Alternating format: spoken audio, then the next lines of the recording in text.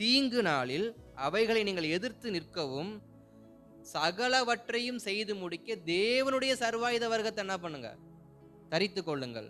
என்னென்ன சர்வாயுதம் சொல்லி நமக்கு லிஸ்ட் அங்க கொடுக்கப்பட்டிருக்கு. தலைச்சீரா, பட்டயம், பாதரட்ச, இப்படி எல்லாமே மார்க்கவசம் கொடுக்கப்பட்டிருக்கு. அப்ப நாம் நமக்கு கொடுக்கப்பட்ட ஆவியின் பலத்தோடு ஒவ்வொரு நாளும் என்ன பண்ணணுமா, போராடி ஜெபிக்க ஆரம்பிக்கணும்.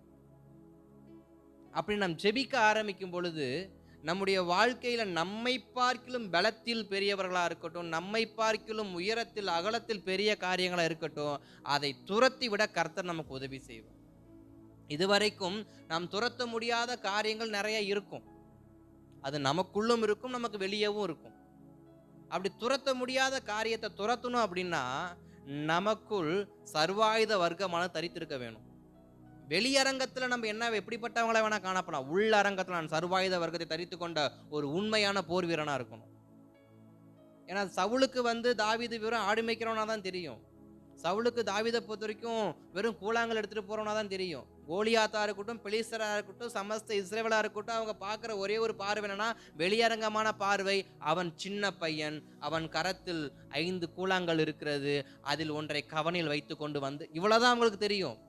ஆனால் அவனுக்குள் இருக்கிற ஒரு யுத்த வீரனை அவங்களுக்கு என்ன பண்ணாது, தெரியாது.